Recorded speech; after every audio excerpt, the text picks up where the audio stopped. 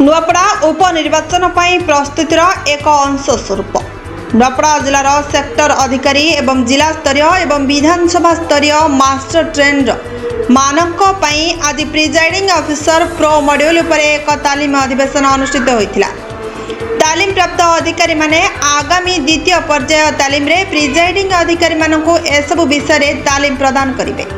जिला निर्वाचन अधिकारी तथा जिलापाल मधुसूदन दास एही अधिवेशन अंशग्रहणकारी अधिकारी मानकु संबोधित करी सुगम एवं स्वस्थ निर्वाचन परिचालन उपरे गुरुत्वारोप करथिले। से विभिन्न व्यवहारिक समस्या उपरे आलोचना करथिले एवं निर्वाचन प्रक्रिया संपर्क में सेमानकर प्रश्नर स्पष्टीकरण देथिले। वैषयिक अधिवेशन रे NIC DIO Vinay Tiwari ECI NIT प्रोआप विषय प्रांजल भाव में बुझाई। पीआरओ मॉड्यूलर विभिन्न वैशिष्ट्य एवं कार्यकारिता उपरे विस्तृत मार्गदर्शन एवं व्यवहारिक तालीम प्रदान करथिले। समस्त प्रिजाइडिंग ऑफिसर मतदान गोटे दिन पूर्व ईसीआई एनआईटी आप रे लॉगिन करी सेमानक पोलिंग स्टेशन विवरणी जांच करिवे। पोलिंग स्टेशन ने पहुंचबा परे पोल पार्ट रो आगमन स्थिति अराइवल स्टेटस मार्क करिवे। आपरे पोलिंग एजेंट को संख्या एवं मॉकपोल समाप्ति अपडेट करिवे।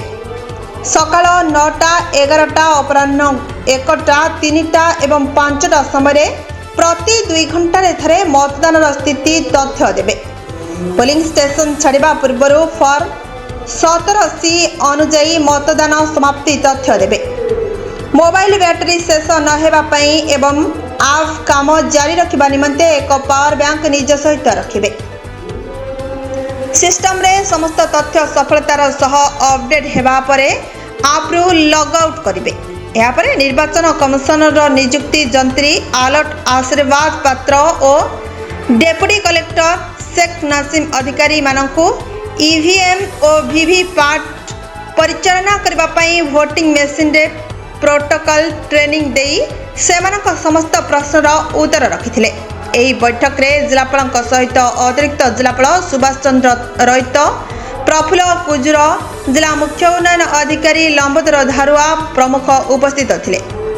निर्वाचन परिचालना व्यवस्थार प्रभावशाली कार्यान्वयन एवं तदारख सुनिश्चित करने क्षेत्र में सेक्टर अधिकारी एवं मास्टर ट्रेनर मानक गुरुत्वपूर्ण भूमिका थिबारु जिलापाल सेमानकु अत्यंत सावधानतार सह दायित्व निर्वाह करने आह्वान देथिले।